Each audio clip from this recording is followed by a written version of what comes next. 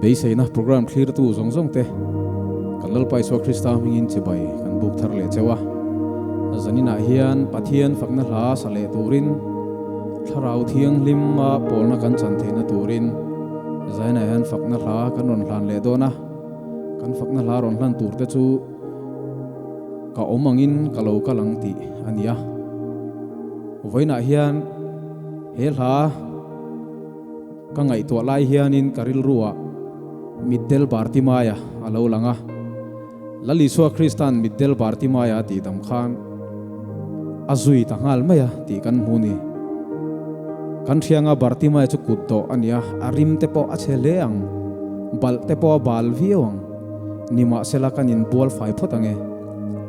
thomnot tang kan thak photange atilo a om ang khan lali so azui tok mani chuwang chuan voina hian idin mun chu eng ang pon lo chhia in enganga beidon na khwar khuruma po lo tang mala lali suan hena hian ka omangin karon kal ti top turin voina hianin kan ril rute lo siamila chu lali suwa kan thian rinom chuanin engtika ma min thla tham don lo ani ti rechungin he fakla hi ril ru takin kan lo ngai thladon ya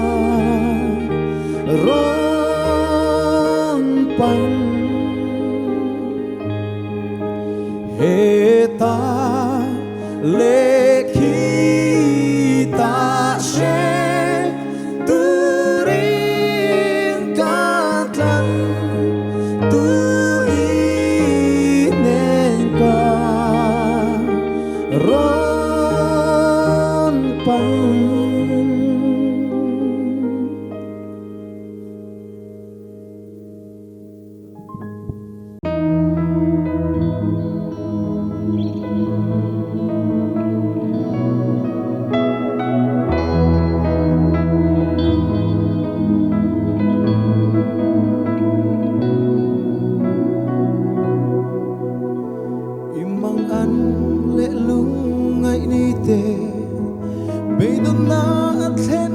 chin hia she na in a hual vel che ichunga khua lo durin mangai tu le chen rual tra den an nem chang che ma se lung oi na kim si lo tra le rum na ram aya lal iswa ine asin mangai na ngil nei aka chandam tu chian rin sai dam ne gong tuanin shuai don che atha tham ngai reng long che lal iswa du om ber chua chun le zat la sing le furte ni le tha al si eng mo bang pa le nung cha tin reng te asiam lo re an om lo shiat na le fin na song song te mal som na tin reng te hi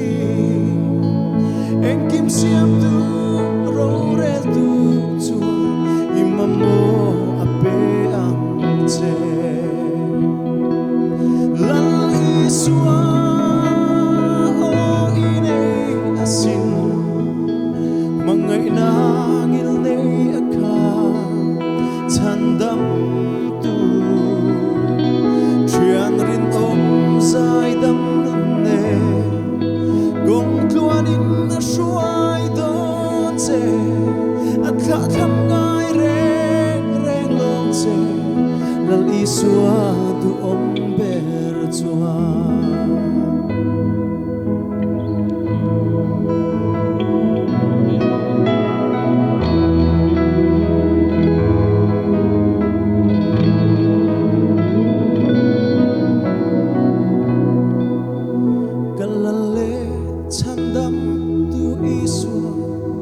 Helia achen lai ka alunga na rengan dei lo musit le endong atua imang an na a shet puiche ipurit song song tene lungai mitui om to lo na vanin dua ma chuaya iswa ine asin mangai na ngil nei aka chandam tu chian rin om sai dam ne gong tuanin na shuai don che atha tham ngai reng long che lal iswa du om ber chua atha tham ngai reng long che lal iswa du om ber chua